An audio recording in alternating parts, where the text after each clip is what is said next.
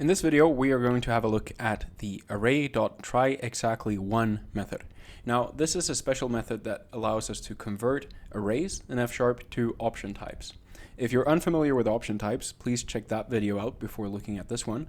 But that conversion can be done when your array contains one element and you want to simply change the type from this array that your element is contained in to the option type.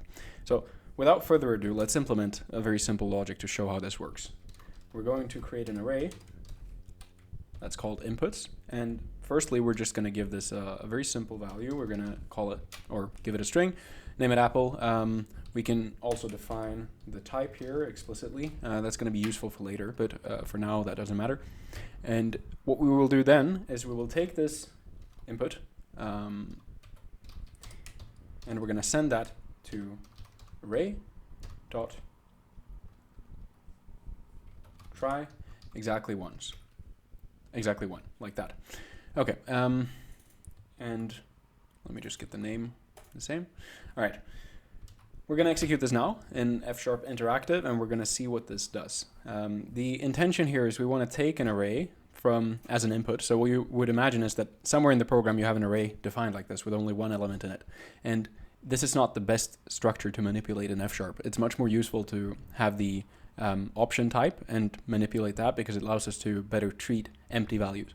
And what we can see here is this was our starting point, and once we evaluate Array.tryExactlyOne, what we get is a string option, and it has the value sum apple. So it's able to identify that this is a string, and then it gives it a sum value because it's not empty.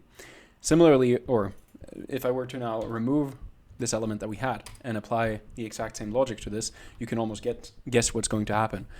We're going to get none here. So this is the benefit. If we don't have any element in the array that we're trying to get that exactly one element from, we're going to get none as a result. And similarly to that, if I add back the apple, but I also add a second element, so let's say we add pear here instead. If I try to run all of this, what you're going to see, let's see, sorry, I used the wrong delimiter. There we go. If I execute this, what you're going to see is we again get none here as the value. So it only works if we have one element exactly in the array, and hence the name of this method. So if you have these kinds of conversions in your program, this is a very handy tool to use to convert them to option types.